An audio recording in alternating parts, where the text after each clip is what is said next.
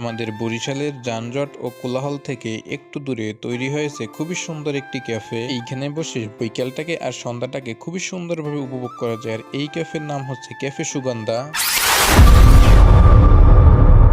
আসসালামু আলাইকুম everyone, this is me Tipu Ahmed and welcome to my YouTube channel. এই cafe Sugandha আমাদের বরিশাল থেকে যেহেতু একটু দূরে, তাই আমি বাসা থেকে একটু দূরত্ব বের হয়ে পড়েছি। টুল্লাবাস থেকে আলফায় করে আমার চলে যেতে হবে দোয়ারিকা ব্রিজে, কারণ দোয়ারিকা ব্রিজের নিচেই হচ্ছে ওই ক্যাফে সুগন্ধা। টুল্লাবাস থেকে আলফায় দোয়ারিকা ব্রিজ পর্যন্ত ভাড়া রাখা হয় জনপ্রতি 40 টাকা। এইটাই হচ্ছে সেই দোয়ারিকা ব্রিজ। তবে দোয়ারিকা ব্রিজে নামার পর আমাদের সব থেকে বেশি প্যারা খাইতে হয়েছে দোয়ারিকা ব্রিজের উপর থেকে নিচে নামাতে। ব্রিজের নিচে নামার জন্য আমরা কোনো সিঁড়ি খুঁজে পাইনি, যার কারণে নিচে নামার জন্য আমাদের একটু প্রবলেম হয়েছিল। তবে এই ব্রিজ থেকে নিচে নামার এর থেকে আর কোনো ভালো জায়গা আছে কিনা সেটা আমার জানা নেই। আশেপাশে কোনো মানুষ ছিল না যে তাদের কাছে জিজ্ঞেস করবো এই ব্রিজের নিচে নামার জন্য কোনো সিঁড়ি আছে কিনা। তবে গাইস, আপনারা যদি এইখানে আসেন তাহলে অবশ্যই ব্রিজের উপর থেকে নিচে একটু সাবধানে নামবেন। দ্যাটস ওয়াই গাইস, আমি কিন্তু চলে আসলাম সেই ক্যাফে সুগন্ধার। এইটাই হচ্ছে গিয়ে সেই ক্যাফে সুগন্ধা। ক্যাফে সুগন্ধায় ঢোকার সাথে সাথেই আমার চোখে যেটা পড়লো সেটা হচ্ছে এই দোলনাটা। এই খেজুর গাছগুলি থাকার কারণে এই ক্যাফেটা দেখতে কিন্তু আরো অনেক বেশি সুন্দর লাগে। তবে গাইস, আপনি যদি আমাদের বরিশালের আশেপাশে খুঁজতে থাকেন খুবই সুন্দর এবং মনোমুগ্ধকর নিরিবিলি একটা পরিবেশ, তাহলে এই ক্যাফে সুগন্ধা হতে পারে আপনার জন্য পারফেক্ট একটি প্লেস। এই জায়গাটার দুই পাশেই আছে সারি সারি খেজুর গাছ এবং প্রতিটি কোনায় লুকিয়ে আছে ভালো লাগার এক প্রতিক্রিয়া। আর এইখানে আসার পর কিন্তু আমার কাছে সত্যি খুবই ভালো লাগলো। ক্যাফে সুগন্ধার পাশেই হচ্ছে অনেক বড় একটা মাঠ, আর মাঠের পাশেই হচ্ছে নদী। আমরা যেহেতু এইখানে বিকেলে আসছি, যার কারণে সবকিছু কিন্তু খুবই সুন্দরভাবে উপভোগ করতে পারছি।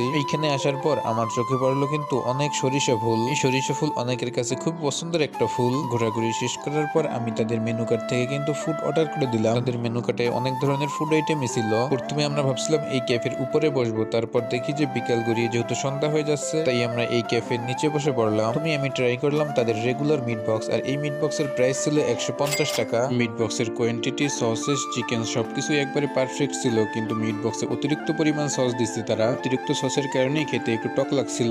আমি ট্রাই করলাম ফ্রাইড চিকেন 4 পিস, আর এই 4 পিস ফ্রাইড চিকেনের প্রাইস ছিল 220 টাকা। 220 টাকার তুলনায় চিকেনের সাইজগুলো ছিল খুবই ছোট ছোট। টেস্ট কিন্তু মোটামুটি ভালোই ছিল এই চিকেনের। এই জায়গাটা যেমন বিকেল বেলা ভালো লাগে, ঠিক তেমনি রাতের বেলা হয়ে ওঠে এক মনোমুগ্ধকর পরিবেশ। গাইস, আপনারা যদি কেউ এখানে আসেন তাহলে আপনারা আসলেই বুঝতে পারবেন যে এই জায়গাটা আসলে ঠিক কতটা ভালো লাগে। এই জায়গাটার লোকেশন হচ্ছে দোয়ারিকে ব্রিজের নিচে। ব্রিজের উপর থেকেই কিন্তু এই জায়গাটা খুবই সুন্দরভাবে দেখা যায়। That's it guys, thank you so much guys. In the next video, আল্লাহ হাফেজ।